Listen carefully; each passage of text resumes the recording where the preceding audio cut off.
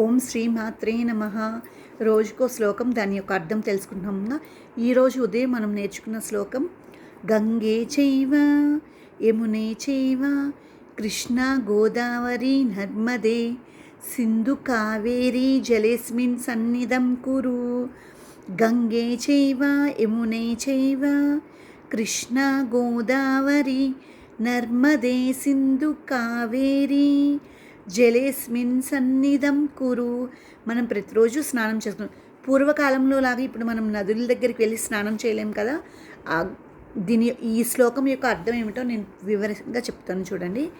గంగే చైవ యమునే చైవ కృష్ణ గోదావరి నర్మదే సింధు కావేరీ జలేస్మిన్ సన్నిధం కురు.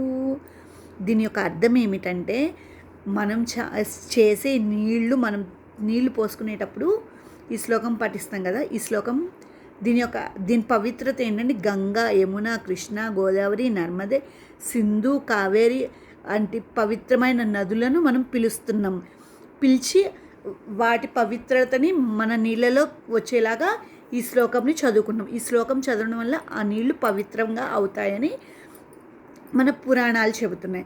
కాబట్టి ఈ శ్లోకంని మనం స్నానం చేసేటప్పుడు ప్రతిరోజు ఉదయం స్నానం చేసే నీళ్ళతో గంగే చైవ యమునే చైవ కృష్ణ గోదావరి నర్మదే సింధు కావేరీ జలేస్మిన్ సన్నిధం కురు అనే శ్లోకాన్ని చదువుతూ మనం ఆ నీళ్ళని మన మీద పోసుకుంటే మనకి ఆ నీళ్ళ ఆ నదుల్లో చేసినంత పవిత్రత కలుగుతుంది అని దీని యొక్క అర్థం. ఈ వీడియోని మీరు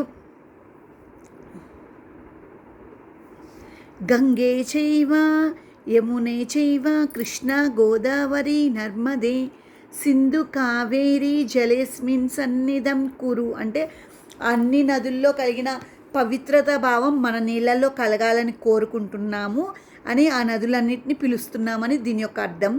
మళ్ళీ ఒకసారి ఈ శ్లోకం కరెక్ట్గా చదువుతాం, మీరు కూడా వినండి. ఈ శ్లోకంలో చాలా తప్పులు వస్తాయి కాబట్టి ఈ శ్లోకం 1కి 2-3 సార్లు వింటే ఈ శ్లోకం అర్థం తెలుస్తుంది, అలాగే ఈ శ్లోకం పవిత్రత తెలుస్తుంది, అలాగే ఈ శ్లోకం మనం ఎప్పుడు ఎక్కడ ఆపాలని తెలుస్తుంది. గంగే చైవ యమునే చైవ కృష్ణ గోదావరి నర్మదే సింధు కావేరీ జలేస్మిన్ సన్నిధం కురు. గంగే చైవ యమునే చైవ కృష్ణ గోదావరి నర్మదే సింధు కావేరీ జలేస్మిన్ సన్నిధం కురు. మనం నీళ్ళు స్నానం చేసేటప్పుడు ప్రతిరోజు ఉదయం ఈ శ్లోకం చదివి మనం స్నానం చేస్తే మనం ఆ నదుల్లో చేసినంత పవిత్ర భావం కలుగుతుంది. కాబట్టి ప్రతిరోజు శ్లోకం అలాగే అర్థం కోసం నా వీడియోని లాంగ్ వీడియోస్, షార్ట్ వీడియోస్ చూస్తూ ఉండండి.